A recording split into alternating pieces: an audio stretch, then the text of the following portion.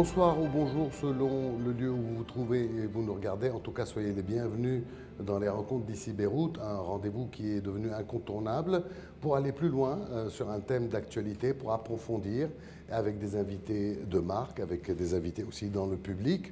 Et on choisit en général un thème lié à l'actualité et on discute autour et on essaie d'apporter quelques clés de compréhension. Le thème de ce mois, c'est médias et guerre. Les médias sont-ils des acteurs, parfois aussi des complices dans les conflits?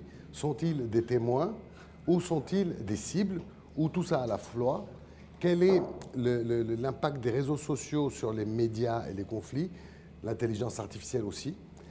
Nous sommes ensemble pour 1 heure. C'est parti, je vous présente les invités. Alors, je suis avec Assil Tabbara, qui est directrice de bureau de l'AFP pour le Liban et la Syrie. Je ne sais pas ce que vous avez fait à l'AFP pour vous donner, qui vous ait donné ce cadeau empoisonné. Vous n'avez pas été sage. Nanette Ziadé, qu'on ne présente plus, qui est une journaliste de radio, qui a travaillé pendant toute la guerre, qui est francophone, anglophone, arabophone, quoi d'autre? On ne sait pas. Hispanophone aussi. Vous pouvez travailler à France 24. Voilà. Et Michel Touma, qui est directeur et éditorialiste à Ici Beyrouth, et qui lui aussi, c'est une mémoire de la guerre et de tout ce qu'on a vécu dans le pays. Mais on ne va pas parler que du Liban. Hein. On va parler globalement des guerres, des conflits et des médias. Alors, Assil,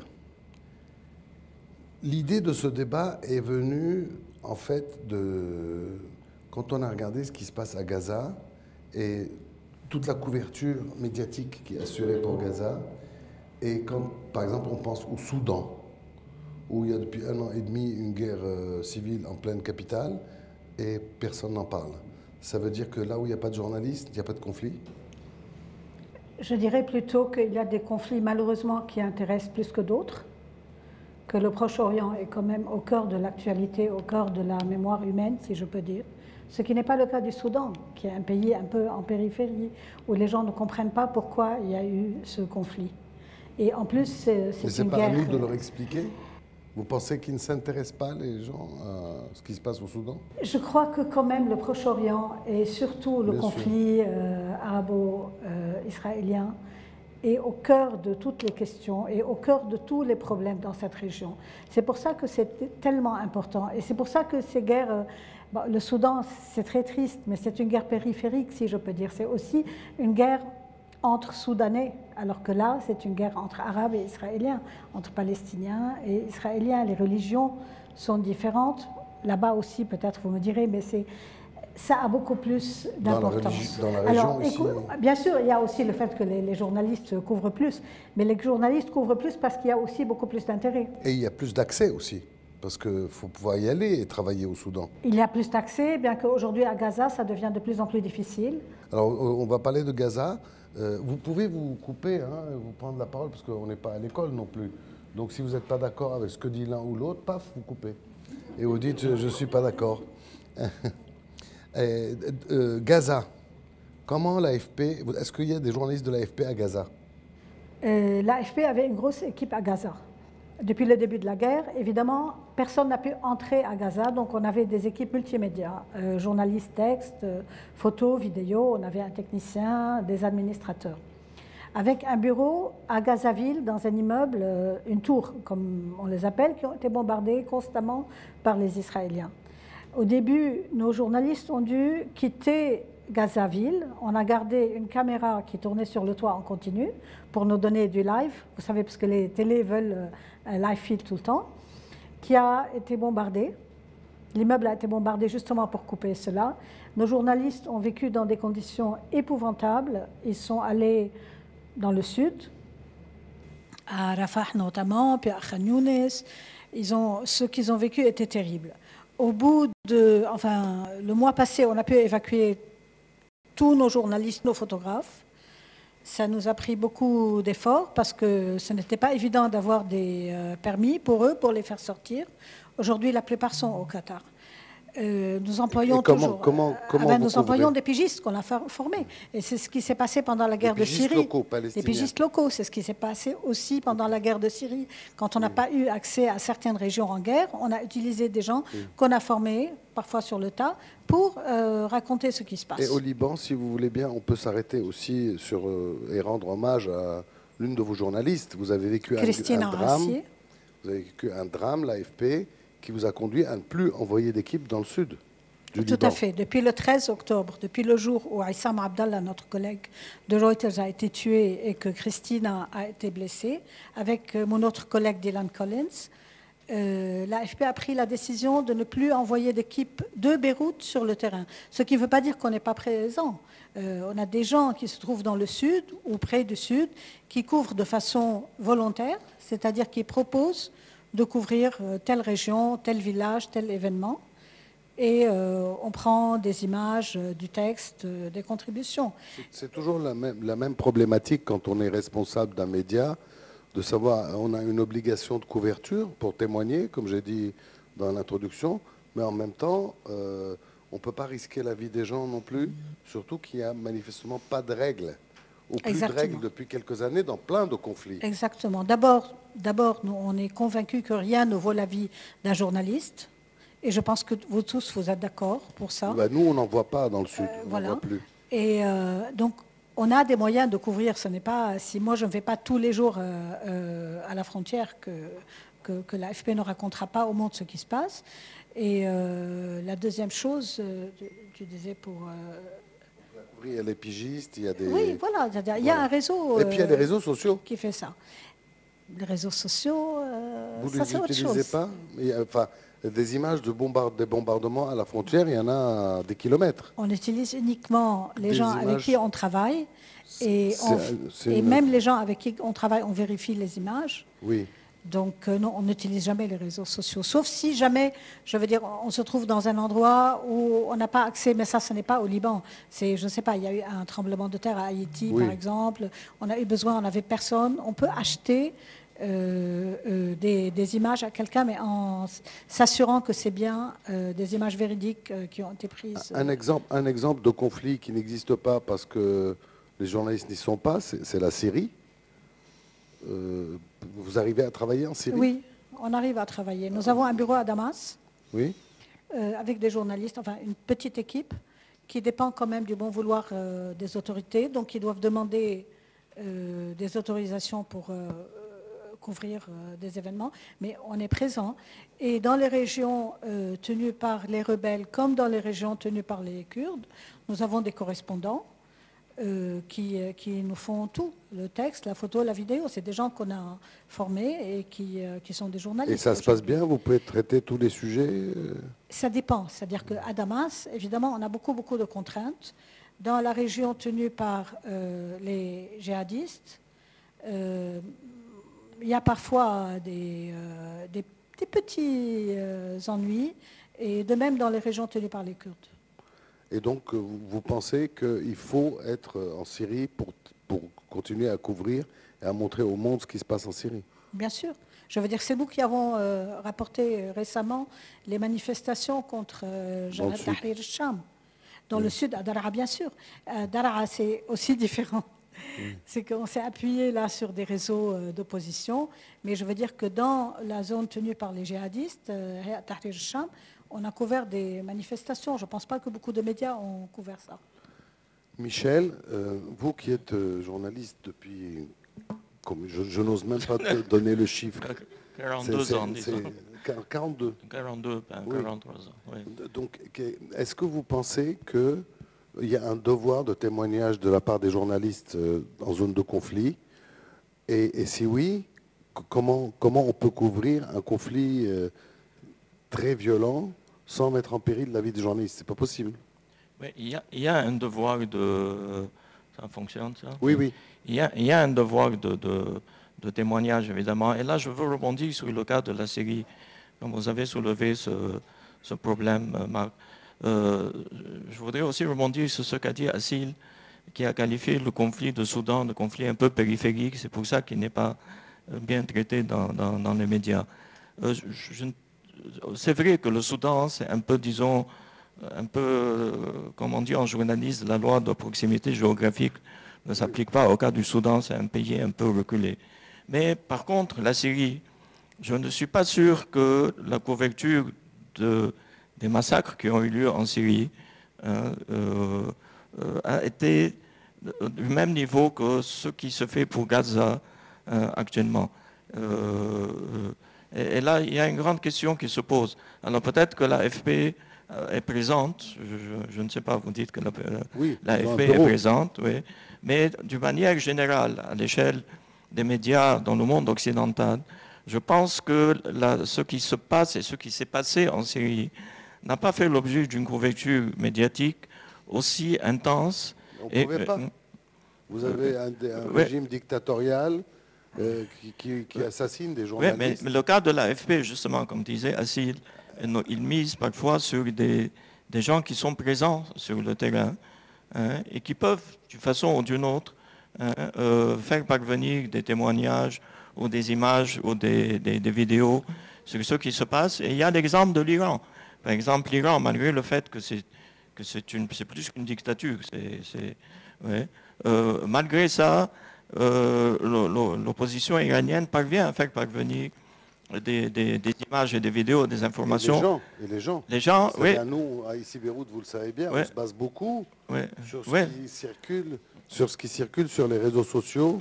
Oui, mais malgré ça, le fact-checking qu'il faut.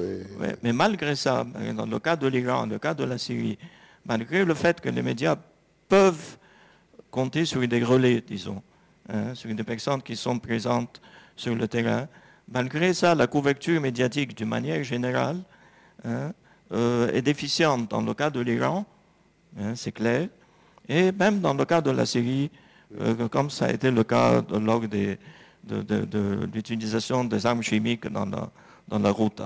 Donc ça, c'est une question qui se pose. Pourquoi cette couverture médiatique est déficiente dans le cas de la Syrie et de l'Iran? Parce que vous avez face à vous des dictatures journalistophobes, on va dire. Ouais. C'est ça la problématique, le vrai problème. Oui, mais si des comment gens résoudre ça? On ne peut pas résoudre ça. Oui, non, mais si les médias reçoivent à partir de relais des témoignages et des vidéos, comme c'est le cas de l'Iran, pourquoi les médias n'assurent pas à partir du témoignage de témoins oculaires qui prennent des photos et des vidéos, pourquoi les médias, d'une manière générale, n'assurent pas... Ils le font quand même. Pas autant que Gaza. Ah oui, ça c'est... C'est là une question qui se pose. Pourquoi cette déficience? On peut plus facilement travailler en tant que journaliste professionnel à Gaza qu'en Iran. Le journaliste professionnel en Iran, c'est un cauchemar. Oui, et la route, ça a été quand même particulier. Oui. Parce qu'on a beaucoup utilisé les témoignages. Mais je veux dire que quand même, je trouve qu'il y avait une couverture assez suffisante de ce qui se passait en Syrie. Si on peut revenir, par exemple, au massacre de Hama en 82, où aucun journaliste n'est entré. Le monde n'a presque pas su. C'est ça le problème. Il n'y a pas de journaliste, il n'y a pas de, Syrie, a pas de sujet. On a donné ce qui se passait. Alors, par exemple, sur l'Iran, sur les manifestations des femmes et les empoisonnements des fillettes, etc., il y a eu une bonne couverture. Mais ça fait longtemps qu'on n'a pas vu, un média qui change la donne. Et je voudrais qu'on vous montre une photo. Toufik, s'il te plaît, est-ce qu'on peut éteindre? Parce que je voudrais qu'on passe la photo. Il ne s'attendait pas du tout, Toufik. Est-ce que je lui demande ça tout de suite, là, comme ça? Non, mais éteindre ici aussi. C'est une photo et on rallume tout de suite après pour discuter. Hein? Voilà. Je me pousse. La photo du Vietnam. Oui. Oui. Vous connaissez tous cette photo? Oui. Hein? Eh bien, la petite s'appelle Kim Phuc et le photographe s'appelle Nick Out. Donc, ils sont tous les deux encore vivants. C'était le 8 juin 72. Et donc, cette photo, la petite fille est nue parce qu'elle a été napalmée, ses vêtements ont brûlé. Et En fait, il a pris la photo et après, il l'a aidé. Et cette photo a changé le cours de la guerre du Vietnam. Elle a cassé le lien entre l'armée américaine et la population. Est-ce que ce genre de photo, là, vous pouvez allumer si vous voulez, est-ce que ce genre de photo, on pourrait le passer aujourd'hui? Moi, je pense que ce qui est en train de se passer aujourd'hui, c'est que les photos qui passent sur les réseaux sociaux sont très violentes de Gaza et que c'est ça qui est en train de changer l'opinion publique, pas des gouvernants, mais des peuples en Europe, enfin en Occident.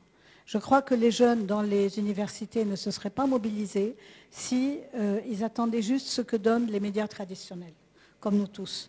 Et que ce qu'ils sont en train de faire, c'est qu'en suivant sur Instagram, sur les réseaux sociaux, les témoignages de gens de Gaza qui ont raconté tous les massacres, c'est ça qui a fait quand même un grand changement, un bouleversement dans l'opinion publique. Oui, mais est-ce que cette photo qui est très choquante, on pourrait la diffuser aujourd'hui? Parce que par exemple, nous, on a érigé en dogme éthique, par exemple, le respect des conventions de Genève, qui interdit de montrer des personnes en situation d'indignité humaine. Là, la petite Kim Phuc, elle est en situation d'indignité humaine. Est-ce qu'on pourrait montrer aujourd'hui des photos aussi choquantes, ou alors les médias traditionnels que nous sommes tous ont lissé ce qu'on peut montrer et laissent aujourd'hui ça aux réseaux sociaux, alors que le photographe de EPI a reçu des prix par... Qu'est-ce que vous en pensez de ça? Oui. Nanette, vous qui n'êtes pas une femme de télé ni de photo, mais que... Je suis une femme de télé, si, je fais de la télé, de la radio, de la presse écrite, mais je pense que le grand problème aujourd'hui, c'est l'autocensure, finalement.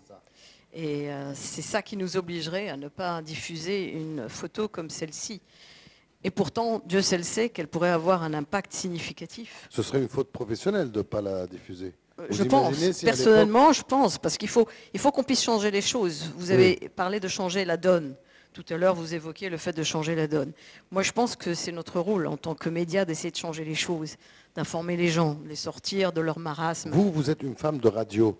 C'est plus simple d'aller faire de la radio dans des pays compliqués, en Syrie, au Soudan, en Libye? Ça, je ne sais pas, parce que moi, je n'en ai fait qu'ici.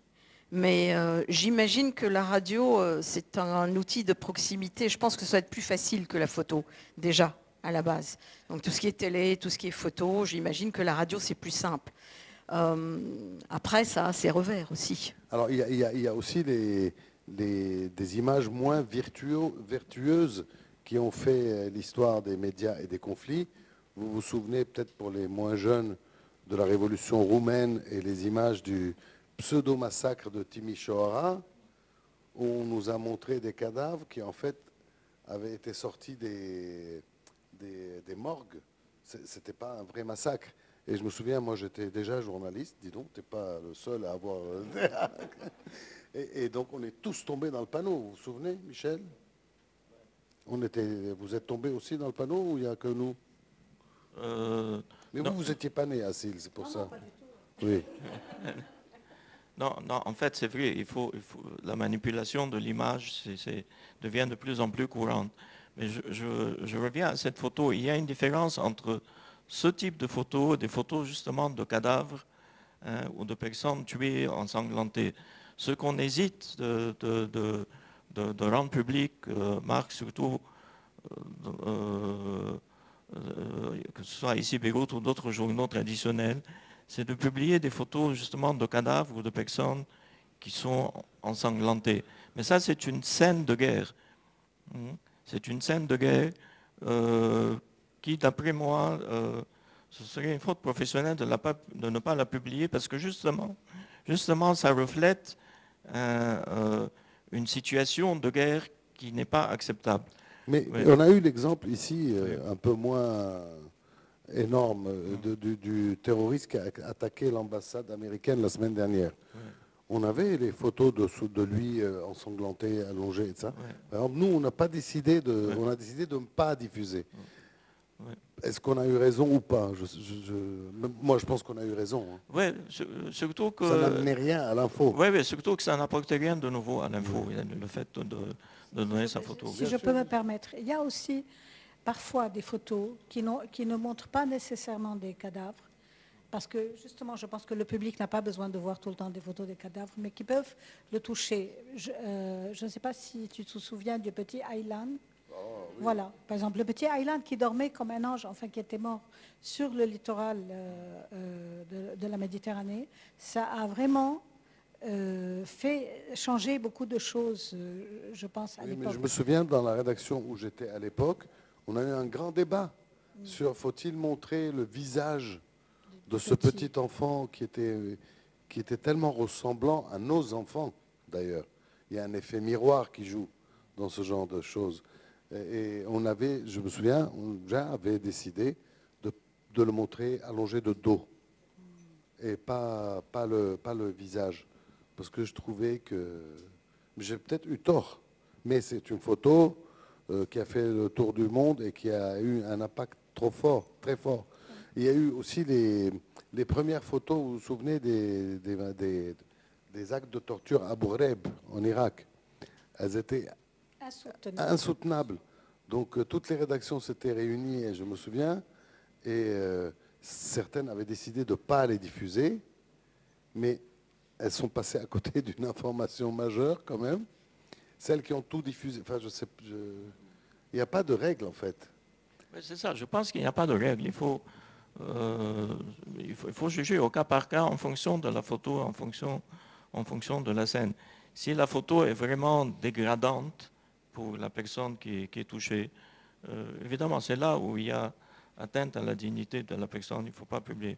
Mais si la photo n'est pas vraiment dégradante et qu'elle peut avoir un impact sur l'opinion publique, je pense qu'il faut publier ce genre de photos. Est-ce que vous avez les uns et les autres, Nanette, Assil, Michel, des souvenirs de sons, d'images, de phrases, de prises de position médiatiques qui ont changé l'histoire? Parce que le petit Aylan, c'était le cas. Il n'y en a pas beaucoup, en fait. Hein. De mémoire, à part ces cas-là, je ne vois pas s'il y a d'autres scènes. Il y a eu les filles brûlées à l'acide en Afghanistan, au Pakistan aussi. Des photos irregardables, mais voilà. Mais ce n'est pas un conflit non plus. Ouais. Il y a les photos des moines qui c'était pas un autodafé quand même, qui simmolaient les moines. Et ces photos ont été publiées. Et je pense qu'elles ont quand même choqué un peu l'opinion. Nanette, oui. Vous avez 2 ou 3 ans d'expérience à la radio. Hein? Politique. Oui. 2 ou 3 ans, oui. Non, moi, je suis toujours surpris sur les médias et les conflits. Moi, j'ai grandi en me disant la presse écrite, c'est mort. Cela dit, ce n'est pas totalement faux que la presse écrite soit morte, parce que les seules presses écrites survivantes sont adossées à des sites internet très puissants. Donc ça, bon. Après, on a dit la radio est morte. Ça fait 50 ans qu'on entend dire la radio est morte. Ouais, et pourtant, la radio ne s'est jamais aussi bien portée. Et alors, pourquoi ? Parce que tout d'abord, elle a pris ses supports numériques, elle les a intégrés à son fonctionnement. Et puis, deuxièmement, la radio est un outil qu'on peut transporter un peu partout. Et aujourd'hui, on peut choisir sa programmation grâce au podcast et au streaming. Donc, je pense que ça, c'est très, très important. Et puis, je crois que la radio a cette espèce de son familier qu'on aime. La télévision, c'est autre chose. La presse écrite aussi. Si je parle de mon expérience, moi, je fais toujours de la presse écrite, de la télévision, de la radio. Mais si vous demandez aux gens comment ils me connaissent, ils vont vous dire la radio. Oui, ben, je me souviens, pendant la guerre au Liban, on était tous dans les abris, on ne transportait pas des téléviseurs. On avait les radios. C'est comme ça qu'on suivait l'évolution des conflits, absolument. Il n'y avait rien d'autre à l'époque. Puis on passait de South Lebanon, la South Lebanon, le South Lebanon, l'Arabe pour être désinformé. Et aujourd'hui, si vous êtes dans votre voiture, qu'il se passe quelque chose, vous n'allez pas prendre votre portable et chercher sur les réseaux sociaux. Vous allez mettre la radio pour vous renseigner sur ce qui se passe. Eh bien, moi, je trouve qu'il manque au Liban, si quelqu'un a les financements, on est prêt à la lancer, une radio d'infos en continu. Il n'y en a pas. C'est quand même incroyable. Déjà, les radios qui existent ne Non, mais fonctionnent plus. Une info en continu, genre France Info. Oui, bien sûr. Et c'est quand même incroyable dans un pays où on passe. Où il se passe tous les jours quelque chose, en fait. Et puis on passe autant de temps en voiture, dans les bouchons, où il y a beaucoup de gens qui font du sport, c'est peut-être votre cas. Donc c'est très pratique. Et si on le faisait, vous et moi, Marc? Mais oui, mais il faut de l'argent, ma chère Nanette. Ben oui, on va le trouver. Bon, alors en sortant, chacun laissera 50 au moins, oui. à votre discrétion. Je voudrais vous faire écouter un son, Toufi, s'il te plaît. Un son, pour montrer l'importance de la radio. On n'est pas obligé d'éteindre, c'est un son. Il faut tendre l'oreille parce que c'est moi qui ai envoyé le truc de son et je suis nul.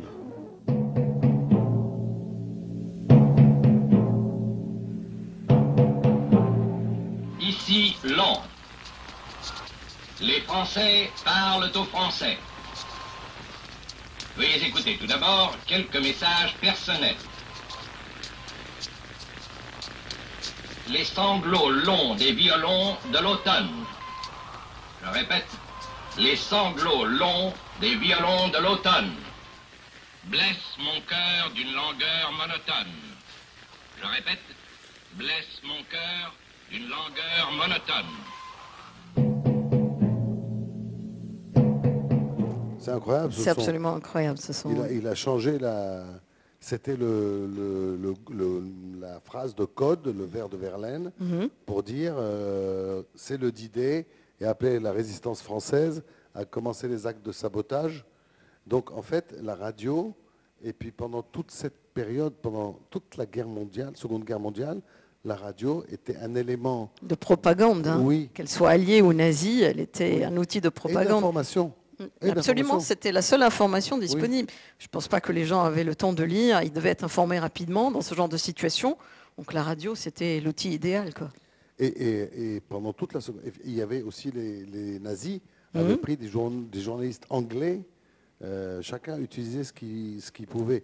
Et la BBC à l'époque avec Radio Londres, nanana. Donc c'était vraiment la seule fenêtre pour la France occupée dans un conflit. Voilà, c'est un conflit.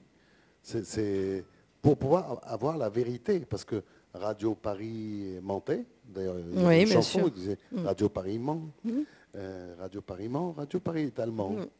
Donc donc la radio a été essentielle. Absolument, toujours. Il y a eu la radio du Vatican, de la Belgique, tout ça pendant cette période pour diffuser des informations capitales. Je pense que la radio continuera à être très très importante dans le paysage médiatique. Et il faut qu'elle s'adapte ? Elle s'est adaptée. Je trouve qu'elle s'est adaptée avec les podcasts, le streaming et tout ce qui va avec. Elle s'est adaptée. Vous vous imaginez, aujourd'hui, vous avez un programme que vous avez raté, vous avez envie de l'écouter, ben vous le retrouvez. C'était impossible avant. Oui. Ça c'est génial. Et la radio filmée ? C'est-à-dire que le fait d'être en studio et qu'on soit filmé. Moi, j'aime moins. Oui, je sais. Il y a beaucoup de journalistes de radio qui n'aiment pas. J'aime moins parce que... Moi qui viens de la télé, je trouve que c'est vachement bien. Non, mais sinon, c'est de la télé. Ben non, c'est de la radio filmée. Quel intérêt ? On a envie de voir la tête des gens. C'est encore mettre le poids des images plutôt que du message. Parce que parfois, vous écoutez pendant 40 ans la voix d'un type, vous ne savez même pas la tête qu'il a. Oui, mais aujourd'hui, vous connaissez tout le monde sur les réseaux sociaux. Ben non. Moi, je ne connais pas tout le monde sur les réseaux sociaux. Tapez le nom, vous l'avez. Oui. C'est pas compliqué. Il faut dire que la radio n'est plus la seule source d'information. C'est ça. C'est ça, par exemple. Il faut qu'elle suive. Il faut qu'elle arrive à s'adapter. Oui, mais je veux dire parce que, par exemple, vous m'avez demandé de penser à des anecdotes.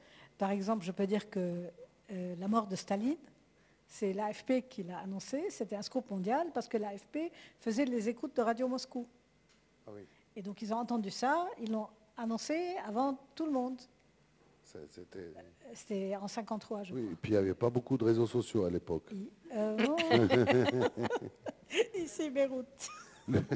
Et d'ailleurs, j'ai oublié de vous dire que nous, ici Beyrouth, on s'appelle ici Beyrouth en référence à ici Londres. Parce que nous considérons que nous sommes un média résistant, mais sans les missiles et les victoires divines. Hein. Et donc, nous, on n'a pas de victoire divine. On espère que la divinité veille sur nous, c'est tout. Et donc, est-ce que vous pensez, les uns ou les autres, qu'un journaliste doit être neutre? dans un conflit. Peut-il l'être pour commencer? Qui? Michel. Non, moi je pense qu'il n'y a pas de journaliste neutre. Le journaliste doit être honnête intellectuellement, mais il ne peut pas être neutre. Il n'y a pas de journaliste neutre. Et le terme objectif, très souvent on dit que le journaliste doit être objectif. Je n'aime pas beaucoup le terme objectif. Je préfère le terme honnête intellectuellement. Oui. On peut être engagé, il faut être surtout dans une situation de crise.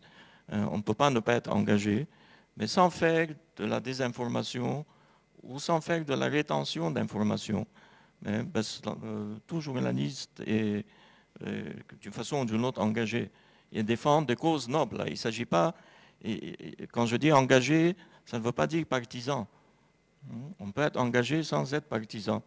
On peut être engagé envers des causes nobles, de grandes causes, qu'elles soient politiques ou sociales, mais tout en étant honnête intellectuellement. Oui, parce que l'objectivité ou la neutralité consisterait à donner 30 secondes en télé à un émir de Daesh et 30 secondes à la pauvre femme yézidi vendue comme esclave sexuelle sur un marché. Non. Il y a un salopard, terroriste, assassin et violeur et une victime. Non? Si, mais je voudrais mais vous, dire l'AFP, que vous êtes... les agences de presse veulent quand même offrir aux gens une information qui, je ne dis pas qui ne prend pas parti, mais qui veut montrer les points de vue, les différents points de vue, en donnant un équilibre. Le journaliste lui-même essaye de mettre une distance. Par exemple, moi, même si je suis libanaise, je dois mettre une distance avec ce que je couvre et ne pas dire ce que je pense. Oui, parce que quand vous faites une dépêche, elle va dans 200 pays. Oui, donc il faut qu'elle soit compréhensible déjà dans 200 pays. Mais j'ai remarqué que dans les reportages, qu'ils soient écrits ou pas de l'AFP, il y a quand même une espèce, une sorte, ils ne donnent pas leur avis, on n'est pas là. Qui sommes-nous pour donner notre avis, nous les journalistes? Rien, on n'est rien nous. Mais il y a plus d'empathie, peut-être. Oui. C'est-à-dire que c'est évident, c'est ce que disait Michel. Le journaliste est quand même quelqu'un qui a choisi ce métier pour défendre les droits de l'homme, défendre certaines causes, je pense. Oui. Donc ça se traduit quand on a un reportage. Et comment lutter, on sent le côté humain. Comment lutter contre la propagande? J'ai pris l'habitude de regarder une fois par semaine le journal tout jaune, d'une télé toute jaune. Et il est long le journal, il faut s'accrocher, hein, parce qu'il faut avoir bu du café, parce qu'il fait 1 heure. Et quand vous regardez le journal de cette chaîne, vous vous demandez s'il y a encore des Israéliens en Israël, ou s'ils sont tous pas montés sur des barques en train de s'enfuir, et que vraiment la divinité et la victoire divine, elle est arrivée, elle est déjà derrière nous.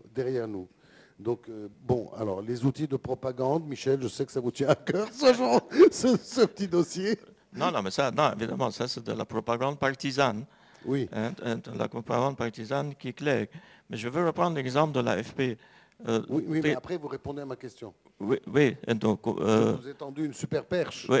quand même, sur les médias de propagande. Parce qu'au Liban, il y en a un paquet des médias de propagande. Mais celui-là, il est magnifique. Oui, ça c'est pas du journalisme. Avec beaucoup de moyens. Oui, avec beaucoup. Mais ça, ce n'est plus du journalisme. Ça, c'est de la propagande, justement. Pure dure, de la propagande partisane, où il n'y a pas d'information. On relaie une prise de position ou bien une perception de la réalité qui est très souvent déconnectée de la réalité. Ça, ce n'est plus du journalisme, ça. Ça se devient de... C'est intelligemment fait, parce qu'ils reprennent par exemple des reportages faits par des télés israéliennes qui montrent le désarroi, selon eux, qui règne en Israël. Mais ça, ce n'est plus de l'information, parce que c'est de la propagande partisane. Et on ne peut pas compter sur ce genre. Mais même dans les pays occidentaux, on regarde nous notre petite machin, mais aux États-Unis, est-ce qu'il y a une télévision qui n'est pas partisane? Oui, mais c'est ça. Il faut faire la distinction entre. C'est pour ça que je voulais reprendre l'exemple de l'AFP, parce que même l'AFP qui, en principe, a une renommée de médias disons, objectif, disons, neutre, qui Pourquoi, rapporte les faits. pourquoi vous dites en principe, elle va nous couper l'abonnement, on est Non, abonné? non, parce que l'expérience a prouvé, surtout durant la guerre libanaise, qu'en fait, il y avait, comme on dit en arabe, un nafas, un esprit engagé, mais qui était très subtil au niveau de l'AFP. Il y avait un engagement dans la façon de rédiger les informations, dans la façon de présenter les informations ou de titrer les informations, pas seulement l'AFP, même certains médias traditionnels. Il y avait un engagement très subtil et à peine perceptible, mais qui était là, dans la façon de titrer, dans la façon de choisir ce qu'on appelle le message essentiel, c'est-à-dire de mettre en relief l'information qu'on veut présenter en priorité au lecteur, dans la façon de rédiger. Très souvent, il y avait C'est pas une critique, ça, hein, parce que je tiens à l'abonnement. Hein. Je crois que c'est une critique. Mais non. Mais ce que je voudrais dire, c'est une constatation, disons. Ce que je voudrais dire, c'est qu'aujourd'hui... Répondez-lui violemment, s'il vous plaît. Ne t'en fais pas pour l'abonnement. C'est qu'aujourd'hui, je pense que beaucoup de choses ont changé. Même au niveau des agences, et par exemple de l'AFP, c'est que l'agence est plus rigoureuse, si je peux dire, qu'avant, parce qu'on est quand même suivi à la loupe sur les réseaux sociaux et tout. Donc, les dépêches passent par plusieurs niveaux de relecture, d'approbation, et que peut-être que si dans le temps, les bureaux avaient un peu plus de liberté, aujourd'hui ce n'est plus le cas. Et par exemple, pour découvrir des conflits, parce qu'on est médias et guerres sensibles comme celui que nous vivons dans la région, est-ce que l'AFP a mis en place ce que moi, dans une autre vie, j'avais mis en place aussi, un lexique, c'est-à-dire on appelle ça comme ça? Tout à fait, tout à fait. Une sorte pas vraiment un lexique, mais des guidelines, si je peux dire, ça. En disant que quand chaque dépêche qu'on écrit, il faut rappeler comment le conflit a commencé, comment le Hamas a attaqué, comment Israël a répondu, oui. Etc. Donc oui, bien sûr. Il y a combien de journalistes en tout à l'AFP? Vous avez le chiffre? Des milliers? 3800 oui. ou quelque chose comme ça. C'est pas beaucoup, je croyais qu'il y en avait plus. Nanette et Michel, vous qui avez vécu toute la guerre du Liban, est-ce qu'on pouvait, et qui avez couvert, est-ce qu'on pouvait rester serein et journaliste tous les jours quand on voyait ses amis mourir, des membres de sa famille mourir? Est-ce que serein, la colère ne remplace pas la carte de presse? Serein, certainement pas. Et à l'époque surtout, moi je parle des années de guerre, on était forcément partisans de quelque chose. Donc moi je travaillais pour une radio partisane. Et ce qui m'a déplu, ce qui m'a fait partir vers la culture plutôt que la politique à l'époque, c'est que nous avions une conférence de rédaction tous les matins où on nous disait à peu près quel ton on devait prendre. Donc ça limitait beaucoup la liberté de presse. Vous, parce que vous êtes une rebelle, mais ça s'appelle une ligne éditoriale, non? Il faut la respecter. Oui, d'accord, mais quand on est obligé de dire quelque chose qui va à l'encontre de ce qui se passe sur le terrain, ce n'est plus crédible. Et vous disiez tout à l'heure que nous, les journalistes, on n'est rien. Moi, je pense qu'on est beaucoup de choses. Hein. Ce message subtil dont parlait Michel, c'est notre rôle absolu. Et c'est notre empreinte. Et on ne parle pas toujours, on ne s'adresse pas toujours à des gens super avisés, super cultivés, qui savent faire la différence entre une information et une autre. Donc, on est un pôle d'influence quand même. Moi, je trouve que c'est très important. On a un métier très important. Il ne faut pas du tout diminuer son impact. Je ne sais pas si Michel est d'accord. Non, il n'est jamais d'accord. Ce soir, il a décidé de ne pas être d'accord avec qui que ce soit, Michel. Je sais pas pourquoi. Non, en fait, durant la guerre, on a vécu, effectivement. Vous n'en prenez pas à moi. Non, non, non. Non, en fait, durant la guerre, j'ai vécu le travail au journal durant la guerre. Ce n'était pas possible de ne pas être impliqué. Oui. Surtout quand on savait, par exemple, que les quartiers où on habitait étaient bombardés ou bien que nos parents, nos amis étaient soumis à des bombardements. Ce n'était pas possible de ne pas être impliqué. Je vais donner un exemple concret. Lorsque les Syriens, en 1978, bombardaient aveuglément Ashrafiyeh durant la guerre des 100 jours, nécessairement, j'étais à l'époque à l'Orient de jour, et à l'époque on était à Hamra, on était donc dans une région qui politiquement à l'époque, qui politiquement était opposée, disons, au sentiment des journalistes. Alors quotidiennement, les titres de l'Orient de jour étaient, par exemple, les forces syriennes se déchaînent contre Ashrafi, bombardement aveugle d'Ashrafi, etc. Donc, dans la façon de rédiger, de mettre les titres, de rédiger l'information, c'était clair que l'équipe était en train d'exprimer ses sentiments et son allégeance, à tel point que le rédacteur en chef de l'époque, Issa Reib, a reçu la visite d'un officier syrien qui lui a dit « On vous suit, on suit vos titres, on suit ce que vous écrivez, ce que vous titrez. Ok, vous êtes libre. On comprend un peu votre réaction parce que on sait que vos parents sont Ashrafi et tout ça. Mais il lui a dit, je vous donne un seul conseil. Ne jouez pas sur la contradiction entre alaouites et sunnites dans votre façon de couvrir les événements. Vous voulez continuer à stigmatiser nos bombardements d'Ashrafi? Ok, on comprend ça. Grand seigneur, très sympa. Mais ne jouez pas sur les contradictions. Oui. Donc ça, c'est pour dire qu'en temps de guerre, surtout pendant des combats, et forcément... Guerre longue, un conflit long. Oui, un conflit long. Donc on se lasse professionnellement à la fin, non? Non, le sentiment, l'engagement reste. Par exemple, c'est le conflit des 100 jours. Ça n'a pas changé, l'engagement. Je pense que le timing ou bien le fait que le conflit se prolonge ne change pas vraiment la perception que le journaliste a des événements. Mais par exemple, j'en profite pour vous poser cette question à vous trois. Est-ce que dans le travail de journaliste au quotidien, est-ce qu'il peut arriver dans des conflits que le journaliste mette en danger la vie de civils, de témoins, de gens qui parlent? Bien et sûr, comment éviter ça? Bien sûr que ça arrive. Parce que parfois, par exemple, moi je dis pour l'agence, les gens ne se rendent pas compte quand on leur pose une question et qu'ils nous donnent leur nom, que ça va être diffusé à une échelle qui est tellement large.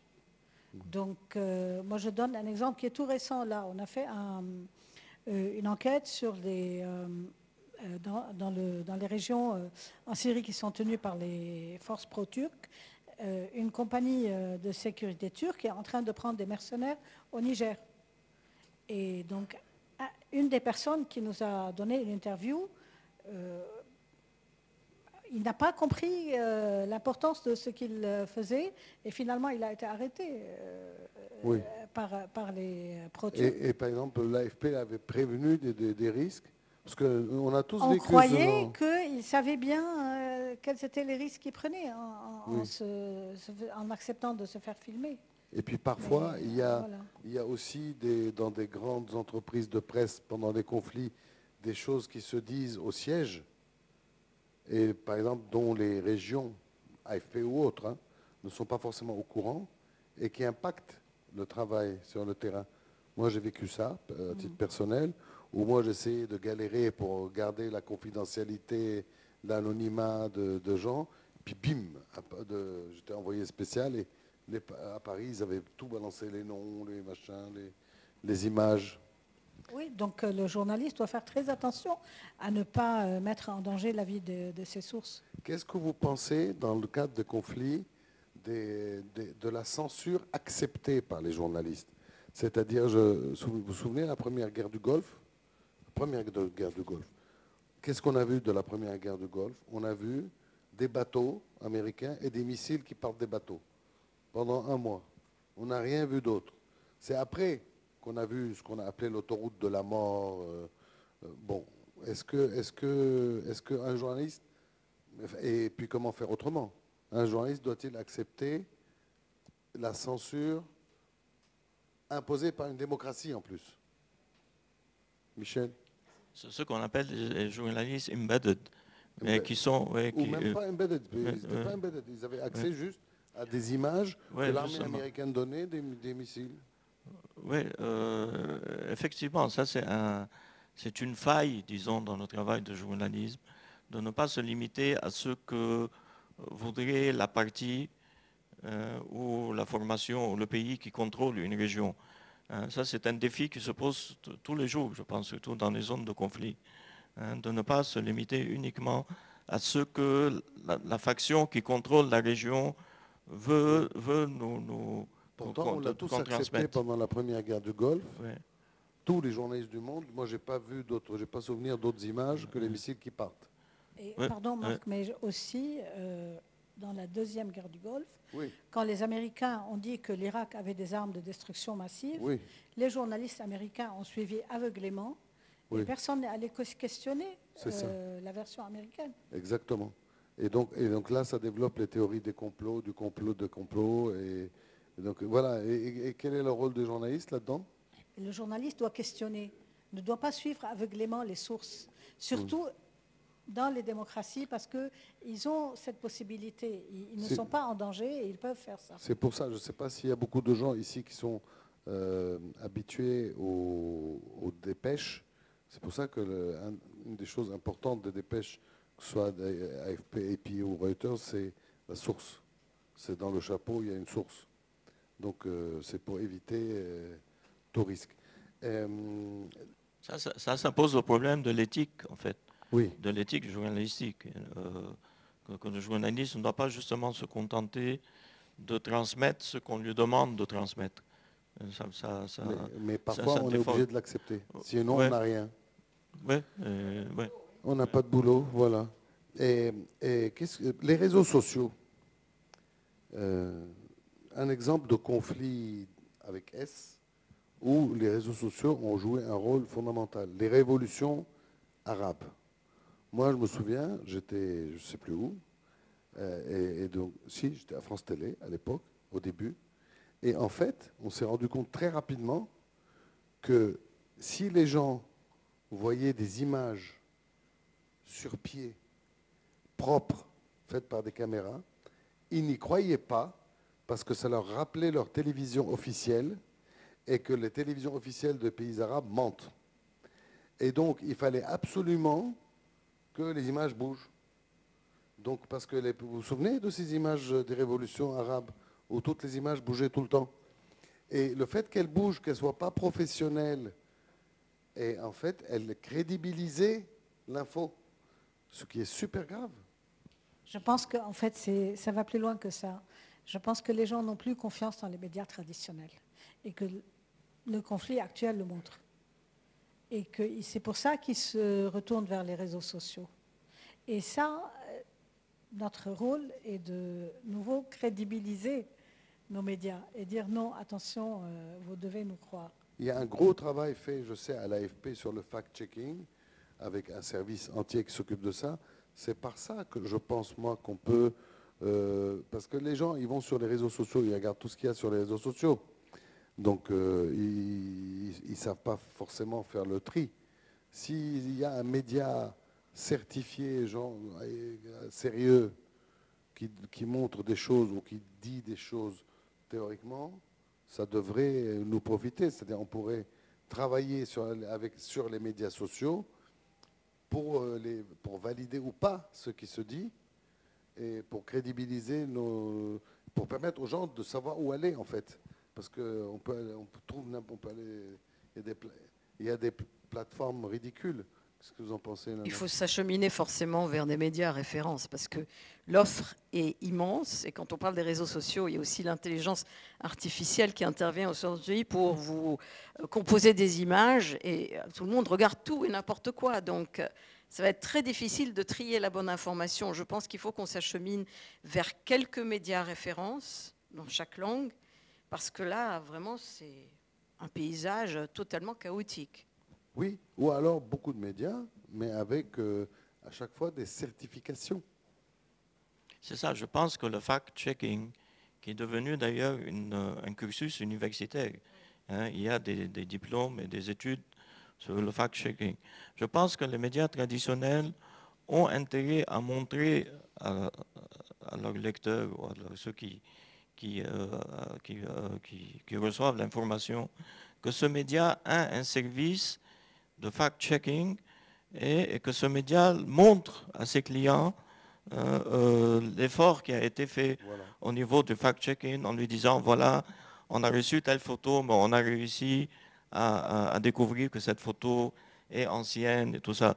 Je pense justement pour de nouveau rétablir la confiance des lecteurs ou des auditeurs ou des téléspectateurs, il faut que le fact-checking soit plus exposé par les médias, plus... surtout dans des conflits. Surtout dans les conflits, évidemment.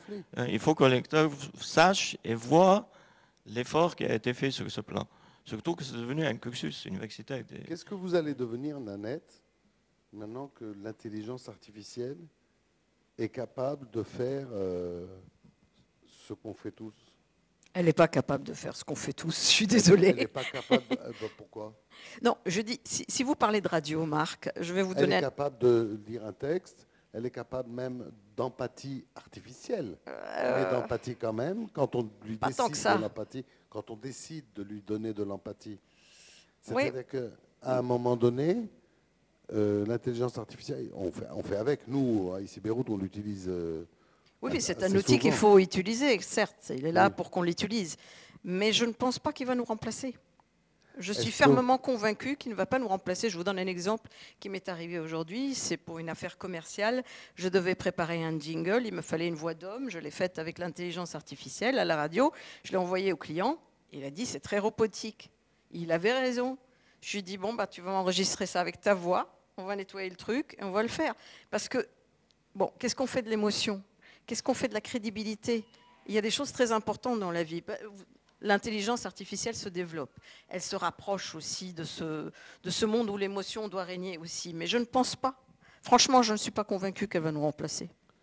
Dans le cadre, Michel, quel est votre avis là-dessus? Nanette a utilisé un mot qui est un mot-clé, c'est l'émotion. L'intelligence artificielle ne peut pas avoir de l'émotion. Sauf si on lui dit. Mais même ça se ressent, je pense, l'émotion humaine. Une machine peut difficilement transmettre ça. L'intelligence artificielle est importante pour avoir accès rapidement à des informations et pour faire, disons, des synthèses et pour avoir une banque de données ou une data rapidement. Mais comme a dit Nanette, au niveau de l'émotion, je pense que ce n'est pas la même chose. C'est un des rares arguments de ceux qui s'opposeraient à l'intelligence artificielle, en fait, ça. Mais à un moment donné, ça va le dépasser. Mais par exemple, là, Assil. Aujourd'hui, l'intelligence artificielle, vous lui donnez des morceaux d'infos et vous lui dites fais-moi une dépêche AFP, elle est capable. Je pense que le métier change beaucoup, bien sûr, mais on ne va pas faire ça. On va utiliser l'intelligence artificielle plus dans la traduction, dans la recherche de données, mais on ne peut pas remplacer le journaliste. Et même dans la traduction. Si. Oui, on est obligé de revoir. Donc, bon, ça fait gagner du temps. Ce que l'intelligence artificielle fait, c'est qu'elle nous fait gagner du temps sur les choses à structurer, sur les renseignements à mettre. Mais après, il faut quand même une touche personnelle pour pouvoir convaincre soit son lecteur, soit son auditeur, soit son téléspectateur. Je pense qu'on a de beaux jours encore devant nous. Oui, mais par exemple, je reviens aux histoires de conflits. Toutes les rédactions du monde ont des problèmes de ressources humaines. Et que donc, si l'intelligence artificielle venait à pouvoir remplacer, entre guillemets, des journalistes sur des tâches ingrates, quotidiennes, répétitives. Genre le bulletin d'information quotidien. Et libérer des ressources pour aller faire des reportages sur le terrain des conflits. Et là, prendre les sentiments humains et les mettre en exergue. Dans les cours de la bourse, l'intelligence artificielle peut les analyser, bien sûr. Oui. Mais non. De toute façon, on est obligé. Mais le problème, c'est qu'aujourd'hui, j'ai vu un sujet l'autre jour qui parlait de je ne sais plus quel conflit, où en fait le reportage était faux de A à Z. Les personnages étaient faux, les sonores étaient faux, le commentaire était faux, le pays était faux, et c'était super crédible. Donc là aussi, il va falloir que les médias se lancent dans une opération fact-checking, double certification, parce qu'il y a le deepfake aussi.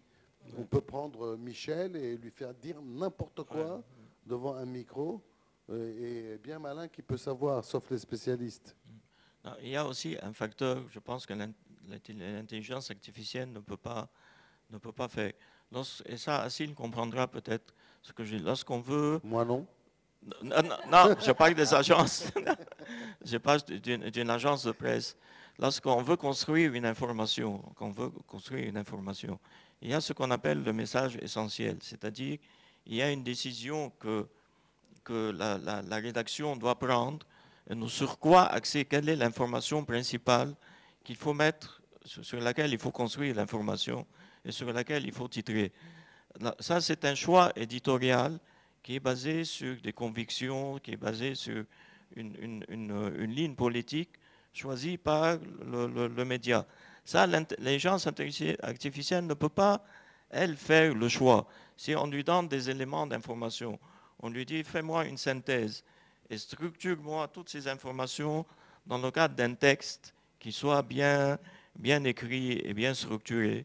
L'intelligence, oui, mais elle n'est pas capable, l'intelligence artificielle, de choisir quel est le message essentiel qu'on veut mettre en évidence. Parce que ce choix correspond à une décision prise par le média. Et en fait, il y a dans les conflits, de manière simultanée, là, dans le conflit entre Israël et Gaza, enfin les Hamas, l'armée israélienne utilise l'intelligence artificielle. Donc, les médias aussi utilisent l'intelligence artificielle. Je ne connais pas d'invention de l'homme qui n'a finalement pas été utilisée, même la bombe atomique. Donc l'intelligence artificielle va être, selon moi, dans les 10 ans, 5 ans qui viennent, un élément clé dans la gestion des conflits par les médias. Ça va être parce que vous pouvez prendre des images maintenant, et vous lui dites, allez, fais-moi un reportage de 1 minute 30 avec ces images. Et il va vous le faire. Donc, il va falloir on a eu le fact-checking avec les réseaux sociaux, et maintenant, il va falloir des règles avec...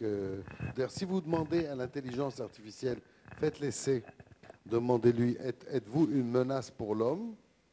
Le machin répond, je ne suis pas une menace pour l'homme, mais je pense qu'il faut des règles pour encadrer mon utilisation. C'est ce que les agences sont en train de faire maintenant. Oui, lui-même. Voilà, alors Patricia me dit que c'est terminé, qu'on est dans les temps. J'espère que ça vous a intéressé les uns et les autres. Quelqu'un a une réflexion, un commentaire, une question, madame? Allez, il y a la dame derrière toi. Derrière toi, Habibi. Bonjour tout le monde. Oui, vous m'entendez? Oui, oui. Je m'appelle Regina Antara. Je suis ni journaliste et je ne fais pas partie d'une milice ou d'une autre. Je ne suis pas du tout, au contraire. Je suis pour la paix, pour la justice. Je suis très sensible aux notions de justice et d'égalité. Alors, vous parliez de photos et de médias et qu'est-ce qui peut impressionner les gens. Moi, je voudrais faire un petit parallèle. 30 000 photos ont été exposées à New York, des cadavres de gens qui ont été dans les prisons de Assad. C'est des photos qui ont été certifiées. Moi, j'en ai vu quelques-uns sur les réseaux sociaux. Depuis, ça ne me sort pas de la tête. Je ne comprends pas comment une personne a pu détruire un pays, a pu faire autant d'atrocités, a pu faire le transfert dont maintenant on parle, les Israéliens font le transfert, qui a fait le transfert de son propre peuple. Il a utilisé tous les moyens. Je ne comprends pas pourquoi les médias, les jeunes, les gens, les ONG prennent ça vraiment. Il est toujours là.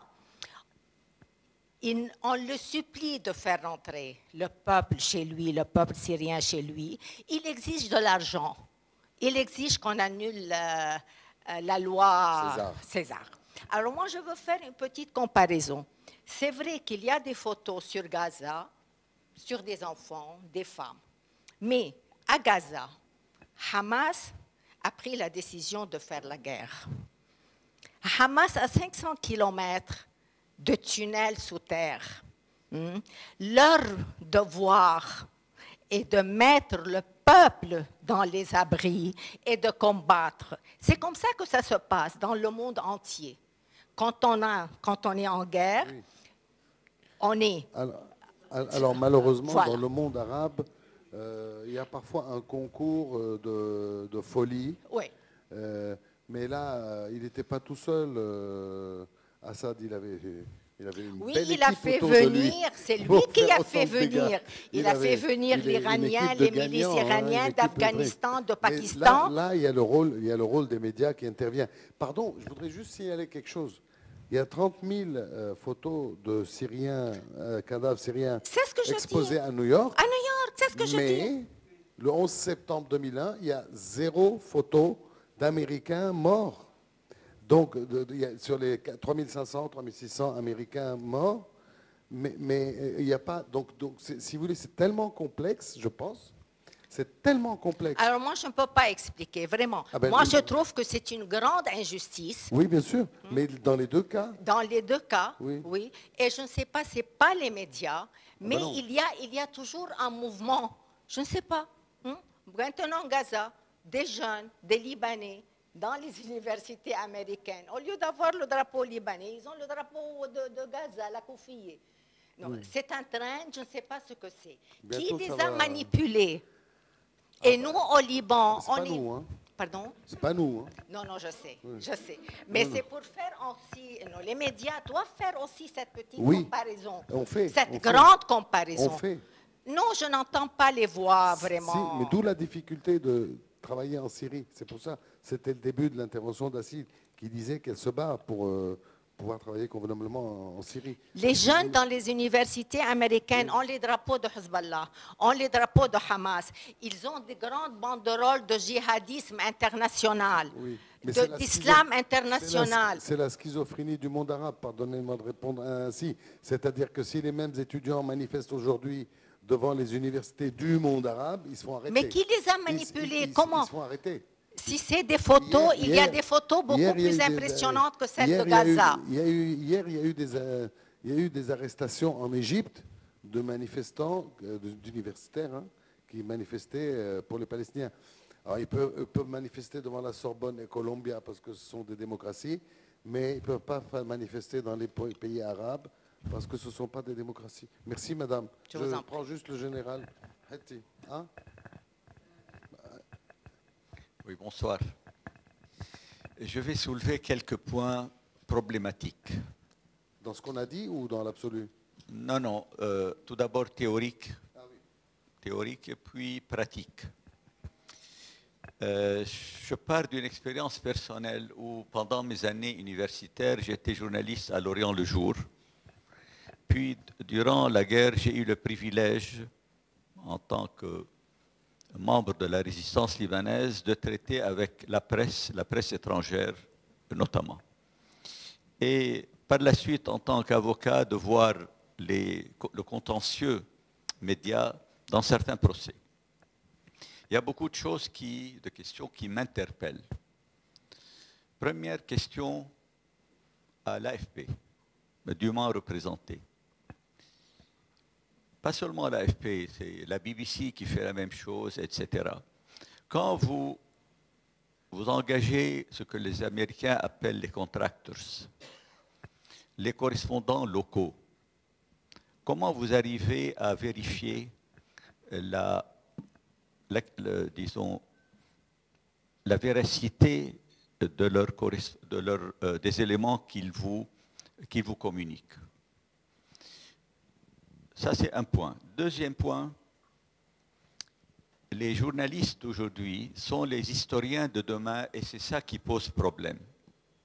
Si je prends pour exemple l'histoire média des guerres libanaises, cette histoire média qui a commencé pratiquement en 1972-73, où des médias, d'une façon unilatérale, je veux dire de bonne foi, mais avec un résultat qui a été dévastateur, a décidé de catégoriser les gens, de labelliser les partis, les mouvements. Il y avait d'un côté les bons, les méchants, les islamo-progressistes, très beau concept qu'anciens, les islamo-progressistes. De l'autre côté, les affreux... isolationnistes, conservateurs. Non, non, conservateurs ça va, mais c'était l'extrême droite et les fascistes. Isolationnistes. Donc, par exemple, l'expression guerre civile, qui jusqu'à présent, et là je reproche aux médias libanais de toutes les couleurs, de continuer à utiliser le terme guerre civile sans aucune nuance. À titre de simple rappel, pour les jeunes générations, pas pour nous, le 13 avril 1975, il y avait les Palestiniens, pas les Libanais. L'été 78, quand les Syriens bombardaient Ashrafi, entre autres, c'était l'armée syrienne, pas des milices libanaises. Quand il y a eu, durant les 2 années de guerre 75-76, à côté des Palestiniens, ensuite des Syriens, des Yéménites, des Somaliens, des Irakiens, des Libyens, et j'en passe, et les journalistes se sont permis et continuent dont l'AFP par exemple, à parler de guerre civile libanaise. Saut Lebnen le fait, la LBCI le fait, la MTV. Oui, mais ce qui me gêne, c'est la terminologie à laquelle les journalistes, notamment libanais, ne font pas suffisamment attention. C'est la terminologie qui tue et c'est la terminologie qui libère. On est parfaitement d'accord. C'est pour ça que je parlais de lexique. Troisième point, messieurs. Troisième point. Avec l'intelligence artificielle, quel crédit je peux avoir, je peux voir dans une photo ou dans un film qui est généré par le deepfake et que moi, en tant que simple consommateur visuel, je ne peux pas, disons, vérifier l'authenticité. Quel va être le rôle des médias quand le doute va s'installer dans la tête du consommateur média? Comment? Ouais. On a terminé là-dessus parce que oui. C'est la prochaine étape. C'est-à-dire aujourd'hui, il y a les fake news qui peuvent identifier, le fact-checking qui peut identifier le deepfake, etc. Oui. Et bientôt, on va pouvoir aussi avoir des équipes, on va devoir avoir des équipes qui vérifient. En fait, il faut assurer la traçabilité de la chose. Oui, mais le fact-checking que vous allez faire va être beaucoup plus lent que l'impact de ce deepfake sur l'opinion publique. Le temps que le média vérifie ou que des organismes de vérification le fassent, le mal est déjà fait. Soit il y a une révolution, soit il y a la chute de la bourse, soit il y a un coup d'État. Donc, à mon avis, très, très humblement, je crois que le deepfake va réhabiliter la presse écrite. Ah, c'est intéressant. Ouais, okay. Parce que la presse écrite sera moins en danger que l'information instantanée. Sauf si les papiers sont écrits par l'intelligence artificielle. Oui, mais c'est beaucoup plus facile, c'est beaucoup moins difficile de faire le fast-checking qu'une photo qui vient. Oui. Merci, maître. Et non, 4e point, merci pour votre patience. Non, au contraire. C'est que le palmarès des journaux libanais et des médias internationaux n'est pas très reluisant. Contrairement en ce qui concerne les images, l'image que vous avez montrée sur cette pauvre jeune fille durant la guerre du Vietnam, ce n'est pas ça qui a mis fin à la guerre du Vietnam. C'est beaucoup d'autres causes. Ça, c'est la cause apparente, la cause bancable, pour utiliser un anglicisme. Mais si je vous rappelle ce qui s'est passé en Roumanie avec le fameux faux procès, etc., de Mitsoara, avec ces photos de ce pauvre garçon réfugié syrien sur une côte turque ou ou la côte grecque et qui s'est avéré être faux. Donc, au-delà et avant l'intelligence artificielle, au niveau des agences de presse, je crois que le défi est extrêmement grand. Et il m'est arrivé, en lisant les dépêches d'agences de presse en ce qui concerne la guerre au Sud, que très souvent, on est à côté de certaines choses importantes. Il y a des incidents qui sont amplifiés parce que la source de l'info n'est ni neutre ni objective et qu'elle est très souvent dirigée sans que le centre, c'est-à-dire l'agence, n'ait les moyens de vérifier. Ça, c'est valable Merci. pour toute la presse. Non, mais je parle des agences de presse Oui. parce que ce sont elles qui, le plus souvent, alimentent pas seulement les journaux libanais, mais la presse internationale, les médias dans le monde, qui, eux, n'ont pas l'avantage, comme ici Beyrouth ou d'autres journaux, d'aller vérifier par eux-mêmes. Mais vous n'allez pas me dire qu'un journal brésilien va envoyer quelqu'un au sud pour vérifier si Reuters, AP ou l'AFP... C'est certain, oui. Bon, voilà. Merci pour votre patience. Merci beaucoup, maître. Ouais. Maroun, général. Oh non, là ouais. Ma fille en football cadre. Bonjour, je ne vais pas être très long, je veux seulement faire la lumière sur les médias comme instrument militaire.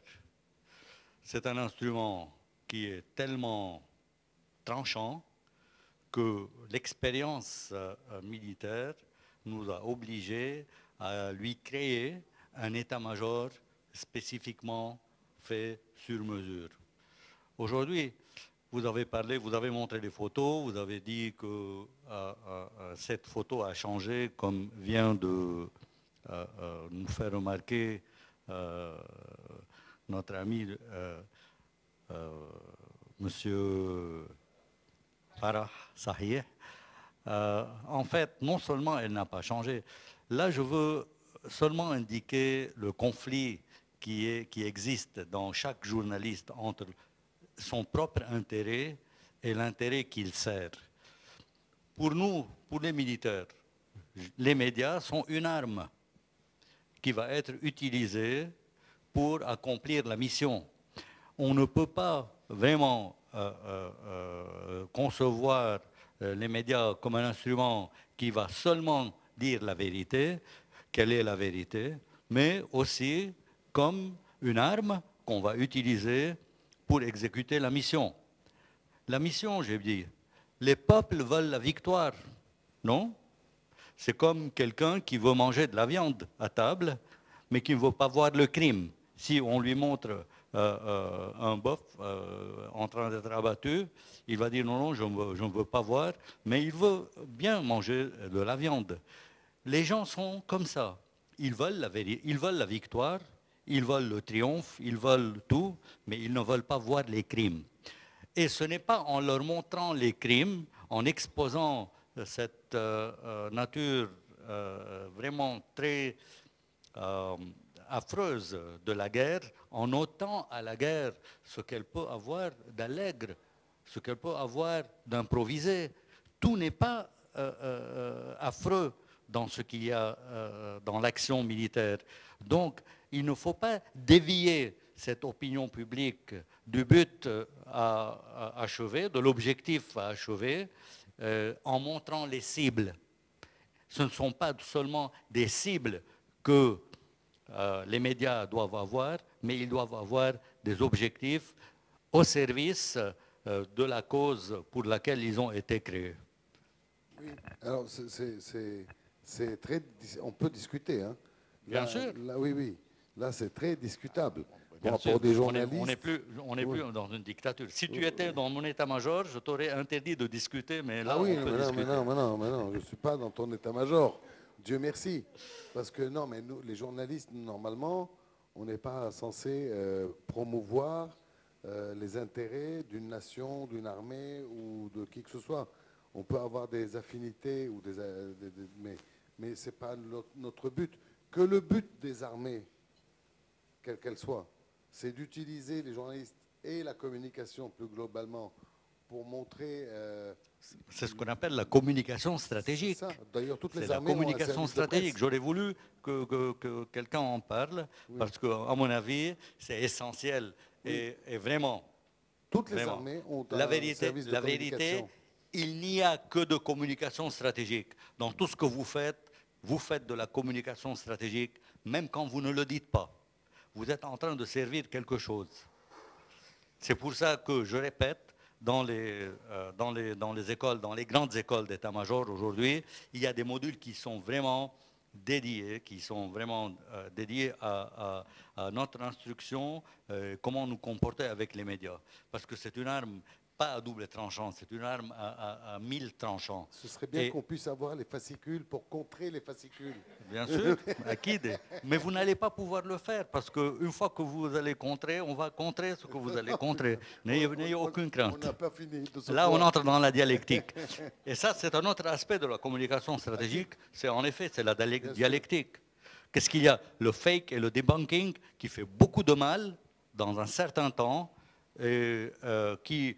écoutez, vous avez dit quelque chose il y a un moment que j'ai écouté, je ne sais plus exactement ce que vous avez dit, mais l'idée derrière m'a rappelé, comment il s'appelle, Ahmed Saïd, le reporter, le radio-reporter de 1967, et l'autre, Mohamed Saïd Safah, qui criait victoire, alors que les chars des Oulouj passaient derrière lui à la télé. C'était incroyable.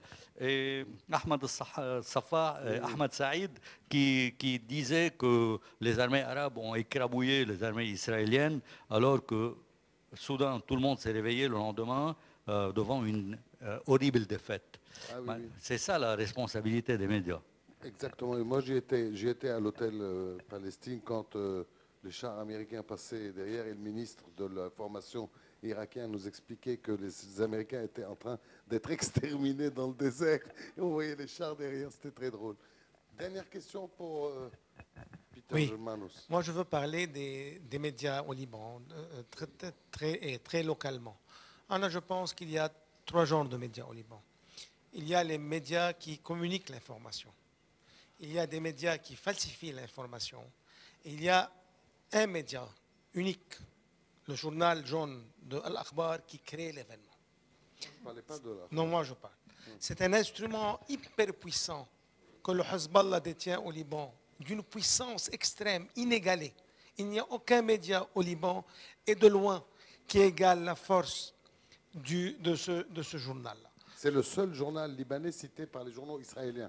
C'est le seul journal qui crée l'événement. Et ce journal-là, il a pu détruire des institutions, des affaires, des personnalités au sein de l'État, de grands employés, de grands officiers, de grands juges. Et moi, je sais de quoi je parle. C'est un outil de médias extrêmement efficace et dangereux. Efficace, inégalé. Il n'y a aucun média au Liban actuellement qui même frôle la puissance de cet instrument.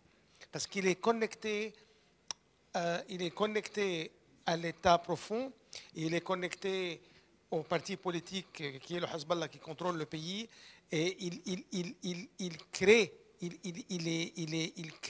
des événements. C'est ça. Il a des sources, c'est ça. Il a non, des informations. C'est pas qu'il a des sources. Il manipule. Il manipule certaines informations qu'il a. Il lance une attaque médiatique qui est reliée par des services ou ça dépend quelle est l'ampleur de l'attaque, et c'est par une technique très bien ciblée et un rouage extrêmement bien huilé, il arrive à assassiner, je parle d'un point de vue assassiner politiquement de très grands opposants. Il peut frapper des institutions. Il est extrêmement efficace. Très efficace. Ce média-là, d'après moi, ce n'est pas un média, c'est un instrument aux mains d'un parti ou d'une idéologie. C'est essentiellement un instrument, ce n'est plus un média. C'est ce que Maître Germain nous voulait dire. En même temps, Oui. ce que dit Peter Germain, c'est intéressant parce que c'est vrai qu'il se base sur des sources que nous, on n'a pas, parce qu'on n'a pas les accès, et qui, après, il en fait ce qu'il veut. Mais donc, je ne pense pas qu'il y ait un régime qui a connu, qui a vu le rôle que joue ce média. Dans les régimes totalitaires, nazis, communistes ou bassistes, l'État contrôle tellement la situation qu'il n'a pas besoin de cette manipulation. C'est très sophistiqué, il n'a pas besoin. Il utilise la force directe et la violence directe. Là, non, ce média bien déterminé opère dans une atmosphère démocratique, entre guillemets, avec des institutions légales, entre guillemets, et il arrive à créer des trends, et il arrive à créer des événements face à des opposants. C'est ciblé. Il n'attaque pas c'est des campagnes. Tout le monde. Il attaque juste un certain milieu, une certaine société, avec un travail très bien défini. Il est extrêmement... Moi, je ne connais pas un instrument, même à l'extérieur du Liban, de son efficacité. Non. En tout cas, merci à tous et merci pour la qualité de vos interventions ici et là. Là, un seul mot, mais c'est vraiment le dernier parce que je voudrais juste ils ont déposé un préavis de grève, les techniciens, parce qu'ils sont fatigués. Je voudrais juste dire quand même que les gens devraient avoir confiance dans les agences internationales parce que ce sont des agences qui essayent de fournir une information équilibrée dans la mesure du possible et qui vérifient toutes les informations qu'elles donnent et qui, lorsqu'elles se trompent, font une correction, n'ont pas honte de dire on s'est trompé, on a donné une fausse information. En tout cas, quand on représente celle qu'on appelle la grande dame, l'AFP, c'est normal de focaliser un peu, parce que l'AFP est tellement importante pour tout le monde, personne ne peut, aucun journal ne pourrait vivre aujourd'hui sans l'AFP. Merci encore à tous ceux qui étaient présents. Merci à l'équipe technique, merci les amis, Toufi, Charbel, les autres. Merci Patricia. Voilà pour les rencontres d'ici Beyrouth de juin 2024. On va réfléchir à un sujet aussi intéressant et on revient vers vous. Restez sur nos plateformes et notre site et nos applications.